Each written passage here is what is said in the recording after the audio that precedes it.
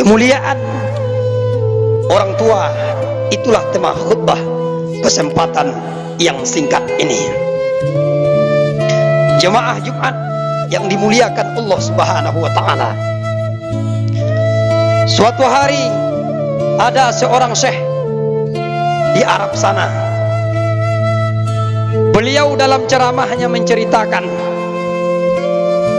ada seorang anak muda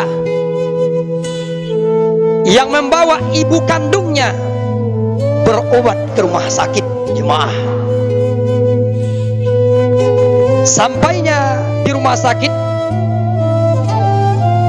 anak muda tersebut bawalah ibunya ke dalam ruangan dokter.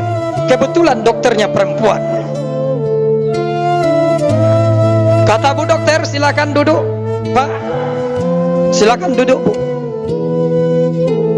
Anaknya duduk, tapi ibunya tak mau duduk. Jemaah.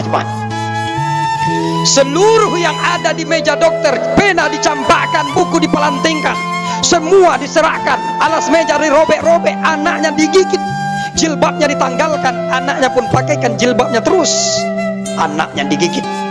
Dokter heran dan bertanya, wahai anak muda, ini siapa? Kata anak muda, ini adalah ibu kandungku dokter. Ini ibu kandungku. Sejak kapan dia seperti ini? Sejak lahir dokter sampai hari ini. Kok bisa engkau ada? Gimana ceritanya? Ya kakek saya dulu bu dokter nikahkan ibu saya dengan seorang laki-laki yang kurang bertanggung jawab. Saya lahir ke dunia, dia tinggalkan saya beserta ibu saya. Sejak kapan kamu rawat ibumu? Sejak kecil bu dokter. Mau mandi saya mandikan, siang malam pagi dan petang saya sibuk mengurus ibu saya, termasuk membawa dia hari ini kepada engkau wahai dokter. Jadi ibumu gila? Iya, ibu saya gila dokter. Kata bu dokter, bagaimana mungkin engkau merawatnya sebegitu hebat, nah, sebegitu luar biasa, sementara ibumu gila, sampai kapanpun dia tidak akan pernah tahu bahwa engkau anaknya. Kata anak muda tersebut, jemaah Jumat, bu dokter, ibu saya tidak akan pernah kenal, tidak akan pernah tahu siapa saya bu dokter, tapi Allah tahu bahwa saya anaknya bu dokter. Allah tahu bahwa saya anaknya dan saya wajib berbakti kepadanya. Itu bukan perintah dokter, bukan perintah ulama, bukan perintah ustaz, bukan perintah rasul, tapi mutlak perintah Allah. Wa qada rabbuka alla ta'budu illa wa bil walidaini ihsana. Mutlak dokter. Dokter tundukkan kepala serta meneteskan air mata. Jemaah Jumat. Kata bu dokter, sudah banyak nasihat yang masuk di telinga saya nak. Sudah banyak kiai, sudah banyak ustadz ulama yang menyampaikan nasihat begitu lantang nak, tapi belum pernah masuk ke batinku nak. Tapi ketika engkau jawab dengan jawaban yang sungguh penuh dengan hikmah, masuk ke batinku, meneteslah air mata ibu dokter. Jemaah, ibunya gila tapi penuh bakti kepada ibunya. Jemaah Jumat sekalian yang dimuliakan Allah, waktu yang sangat singkat ini paling tidak bisa kita ambil iktibar dari cerita seorang pemuda kenyataan ini. Ibu kita mungkin tidak gila jemaah, ibu kita tidak gila, tapi kadang-kadang mungkin ngomong berulang-ulang kita seorang anak di hari tuanya seorang ayah, dia akan bertanya terus, nak, engkau sehat nak? Nak, bagaimana keadaan ekonomimu nak? Bagaimana rumah tanggamu nak? Bagaimana anak cucuku nak? Dia akan nyinyir dalam pertanyaan itu jemaah, dan dia tidak akan pernah bosan menanyakan keadaan kita. Tapi kadang-kadang anak yang sudah mulai mewah ekonominya, sudah mulai meningkat prestasi statusnya di kantornya, di tempat kerjanya, menengok orang tua jarang, melihat, memperhatikan, memeluk tubuhnya yang sudah mulai rapuh, tangannya yang sudah mulai berkeriput, tapi sulit kita sentuh jemaah. Kita ada di dunia ini bukan karena pejabat, bukan karena ustadz, tapi berkat perjuangan seorang ibu yang tegar di tengah meregang, di tengah kesakitannya. Satu langkah kaki di akhirat, satu langkah di dunia. Perjuangan, perasaan keringat, cucuran darah. Yang penting kita lahir di dunia jemaah. Kalau seandainya ibu dokter di saat kita lahir seluruhnya sama, bu dokter tanya, bu, kalau seandainya ibu selamat, anak ibu mati bu. Tapi kalau anak ibu selamat, ibu mati. Seorang ibu yang mulia yang kita cintai itu pasti dia jawab, biar saya mati bu dokter, yang penting anak saya selamat. Biarlah saya tidak makan, yang penting anak saya kenyang bu dokter. Biarlah saya tidak pakai baju baru, yang penting anak saya pakai baju baru.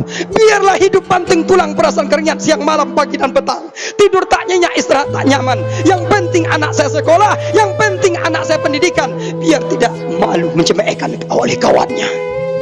Tapi hari ini kita sudah pendidikan, hari ini kita sudah tegar, sudah berdiri tempat injak kita sendiri.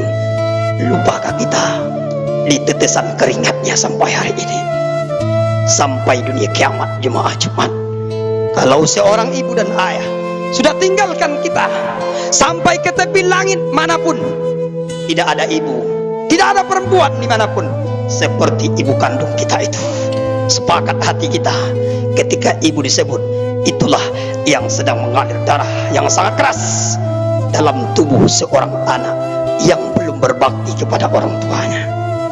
Jemaah Jumat yang dimuliakan Allah Subhanahu wa Ta'ala, kalau seandainya kita sebagai orang tua hari ini sudah menjadi orang tua, mungkin gagal berbakti sepenuhnya kepada orang tua kita dulu, tapi jangan sampai gagal kita mendidik anak yang gagal pula berbakti kepada kita sebagai orang tuanya.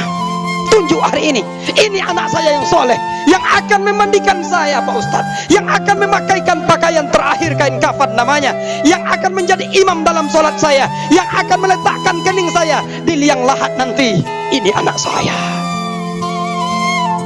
Ini 4 harapan orang tua di hadapan Allah kepada anaknya.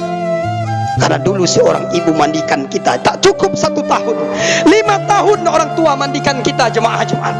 Mungkin lebih, sampai 7 sampai 10 tahun. Tangan mereka yang menyentuh dengan penuh kasih dan sayang dan kelembutan itu mandikan kita sampai bersih. Satu kali diharapkan, tolong mandikan ibu nak, tolong mandikan ibu nak untuk yang terakhir nak.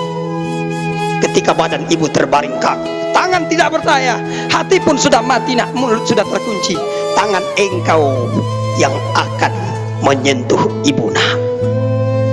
Setelah selesai pemandian itu, engkau nak yang akan memakaikan kain kafan ayah, kain kafan ibu nak. Karena pakaianmu dulu pernah ayah pakaikan, pernah ibu pakaikan sampai 7 tahun nak. Dan kita sepakat itu terjadi. Satu kali nak, tolong pakaikan pakaian terakhir ayah.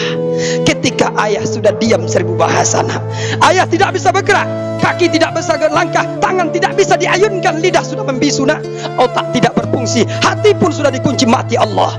Engkau yang akan memakaikan pakaian itu nak. Yang ketiga kata ayah, engkau sudah sekolah nak, engkau sudah dipanggil sarjana nak, engkau dihormati dimanapun kau datang nak. Tapi kehormatan itu tolong berikan segelintir untuk ibu nak. Engkau yang menjadi imam dalam sholat jenazah ayah, dalam sholat jenazah ibu nak. Itulah yang ditunggu oleh orang tua jemaah Jumat sekalian. Yang terakhir, tangan ibu nak yang lembut itu dulu, di pangkuan kehangatan kasih sayang ibu, engkau tidur dengan nyenyak dulu nak. Tak bisa kau tidur dalam keadaan berbaring ibu, biarlah ibu tidur dalam keadaan duduk nak. Biar ibu tidur dalam keadaan berdiri, yang penting engkau tidur di pangkuan kehangatan kasih sayang seorang ibu nak. Tolong letakkan dengan tanganmu yang lembut itu ibu nak, tolong letakkan dengan tangan pumpulan nak. Kepala ayah, badan ayah kau gendengkan di liang lahat itu nak. Maka itulah harapan seorang orang tua. Jangan sampai sunyi di tengah keramaian, anak banyak, cucu menantu banyak, tapi ketika meregang di tengah sakaratul maut, Semuanya hanya mengeluarkan tangis terisak. Tidak ada satupun yang mampu mengucapkan la ilaha illallah. Kata anak, masuk saya itu sampai di telinga ayah. Mudahlah telinga merespon, cepat ringan lidah untuk berkomat kamit mengucapkan la ilaha illallah. Karena yang mengucapkan darah daging kita sendiri. Kesimpulannya, mari kita tentukan hari ini. Jangan bilang terlambat. Tidak ada kata terlambat. Sebelum nyawa sampai tenggorokan, tegaskan nasihat kepada anak. Engkau nak menjadi anak soleh, engkau menjadi anak soleha yang akan menunaikan perlu yang 4 itu. Fa'tabiru ya ulil absar la'allakum turhamun.